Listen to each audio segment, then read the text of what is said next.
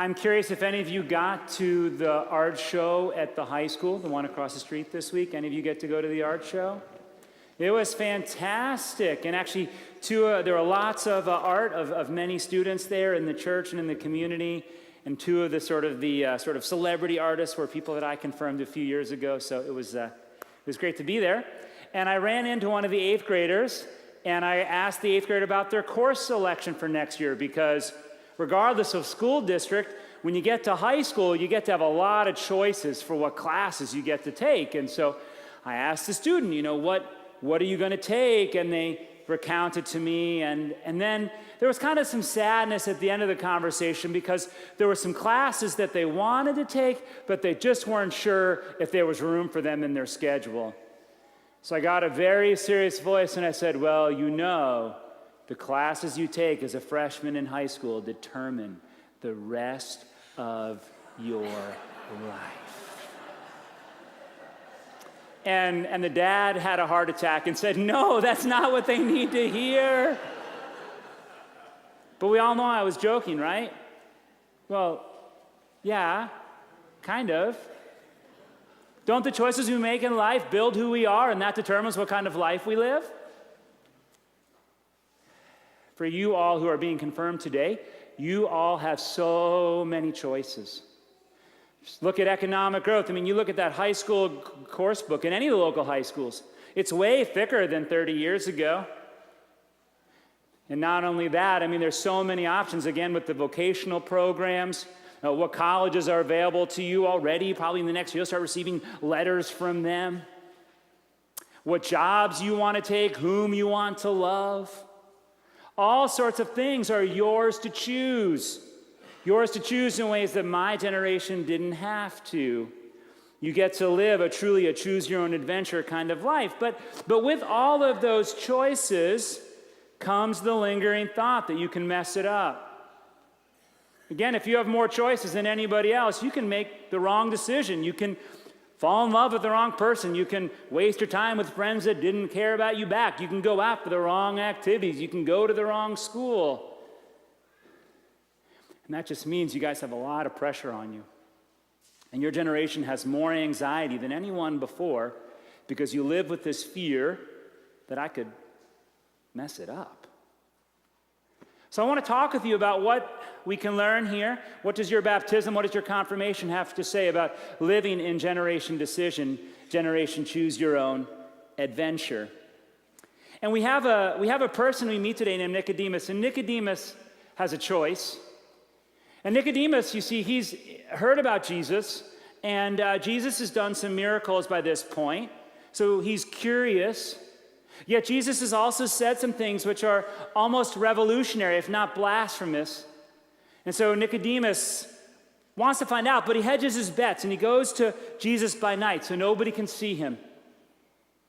And he asks these questions, and all of Nicodemus' life, he's thought about it, he's prayed, but this decision, this holy and wise man, he gets wrong.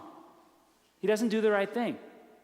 He chooses not to follow Jesus. He chooses not to sit at the footsteps of the greatest teacher of Jewish law ever. He chooses not to begin his worship of the living Messiah. Nicodemus gets it wrong. And what I want to let you all know is that this morning you guys gave your faith statements, and you are well on your way. Wow. But you're going to make a lot of mistakes. There is no way you can fully optimize life. You will fall in love with the wrong people and give your heart to them. You will waste time in activities. You will, again, invest and trust friends that you shouldn't have. You will, again, make the wrong career choices at certain points. You can't go through life without making a lot of wrong decisions. I'm sure you guys are old enough now, you can ask your parents, what are mistakes you've made? And get ready, it's going to be a long conversation. The joy you have, though, is that your baptism means that the fundamental choice has already been made. And the fundamental choice, of course, is God choosing you as a beloved child. And there's no decisions we can make, no mistakes we can make that can ever separate us, can ever separate you from that fundamental choice God has made to be your God. Well, I want to go a bit deeper with you, though. I think you guys are ready for it, a great confirmation class here. And I want to tell you that even if you make all the right decisions, it still isn't going to be enough. This is really a sobering truth. Even if you make all the right decisions, it's not going to be enough. And you see, Nicodemus, he had made all the right decisions in life. He had climbed to the top of the social ladder. He was a Pharisee. He was a member of the Sanhedrin. All that translates into he was super well respected. He had money, he had power, and he had a reputation. He was a mover and a shaker. When he walked into a room, people instantly would have looked and they would have listened to him. He had all the respect. He was a poobah. He had made his mark. Yet he somehow knew that it wasn't enough. And he had climbed the ladder of life, and he still wasn't satisfied. There was something that he wanted that he couldn't get his hands on. He knew there was something bigger and more beautiful than anything he had experienced, and he wanted to get at it, but he didn't know how, and he clung to a lot of things that were good but not ultimate. So I need to sort of make an admission on behalf of my entire generation of parents.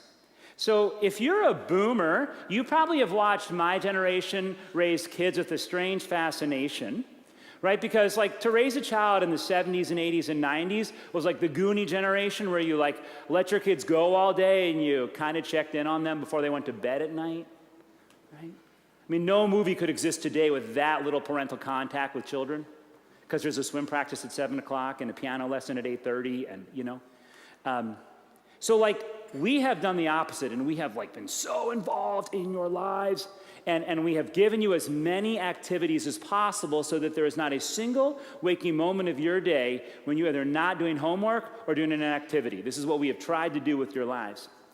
And why? Why are we doing this?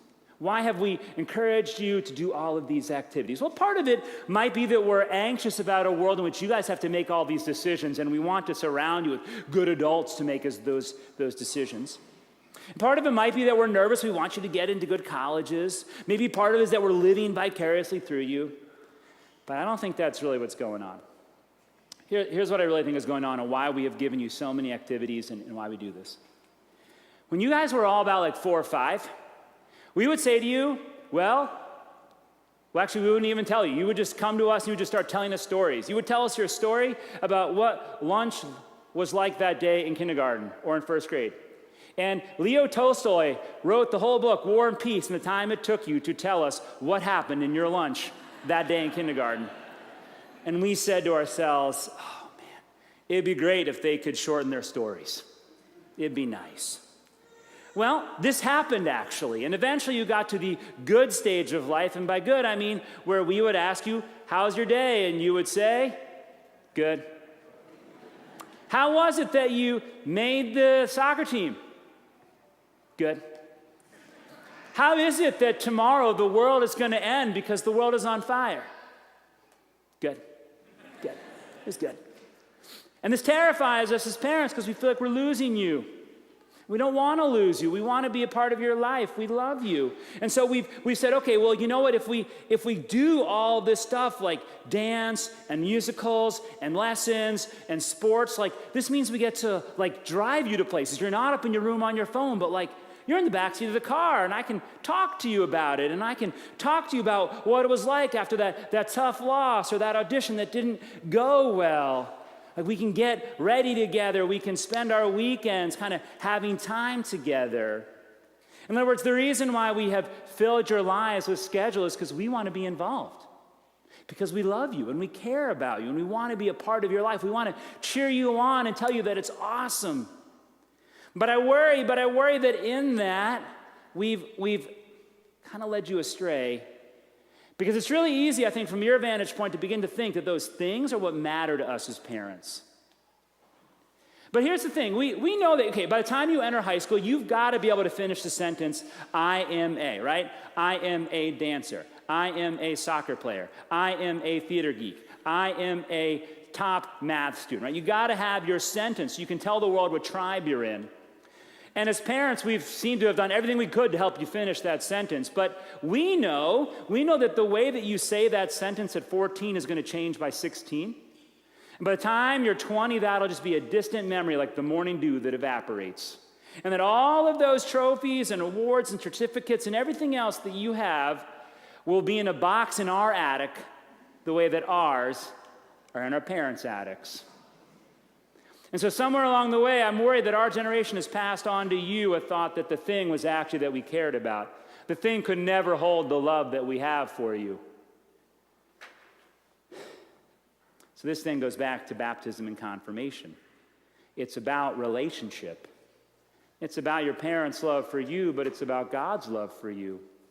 And that you're going to change that sentence, I am a. And that's going to change about every 12 to 18 months in the next about 6 to 8 years of your life. But throughout it all, you know you actually have a way to finish that sentence that's not going to change, and that's I'm a child of God. And that's what you can celebrate today, because no matter what activities you decide to do or not to do, no matter how much you ended up making them an idol inappropriately, you will still be a child of God.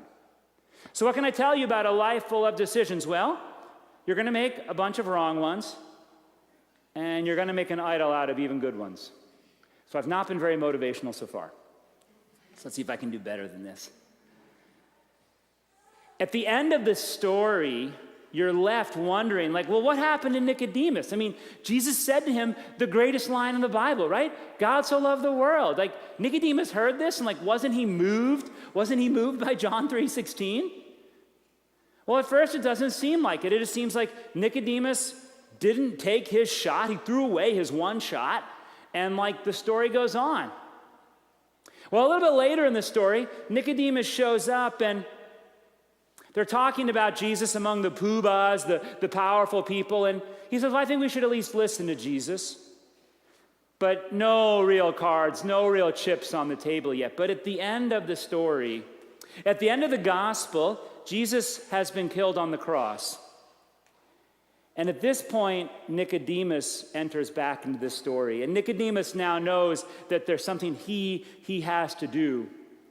And he decides that he's going to use his power and his prestige, and he's going to get the body of Jesus so the body of Jesus can be properly buried. It turns out that, yes, indeed, who we are is formed by our decisions, but we're not the only author of our lives. And that God is going to keep coming back in. The Spirit is going to keep interrupting your life.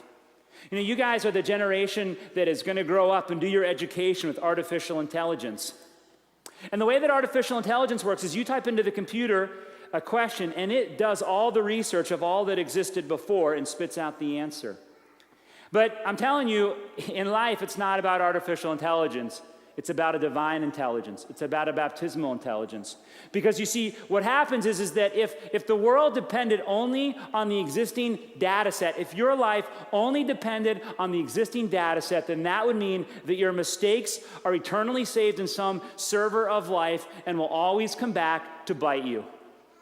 But that's actually not what we believe in Christian faith. We believe that the Spirit actually intervenes, rewrites the code, that the Spirit enters in again and somehow puts new data into the system, and that data is mercy and grace.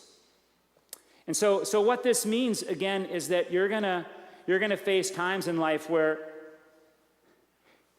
the past would suggest that you're gonna stumble. The past would suggest you're going to mess up. The past would suggest that the problems that we have with race in our country will never go away. The past would suggest that we're not going to be able to solve global climate change. The past would suggest that I'm not going to be able to reconcile with my family member. The past would suggest I'm not going to overcome this addiction. Again, this is what a linear AI model would say about life. But we believe that there's a grace, that there's love, and there's mercy that keep interrupting our story and our lives. So there's going to be lots of decisions you guys have to make, a ton of them, in the next couple of years, and it actually doesn't stop after that. And those decisions, again, may be like really big things in the world, like, you know, how do I respond to this or that, social crisis? It might be something like really more personal, like how do I deal with this upcoming family vacation this summer when the last one didn't go that well? How do I do when my friend tells me that they are thinking about committing suicide? What do I do when my same friend is cheating and nobody knows? What do I say and what do I do about this? You're going to have a million decisions to make in your life.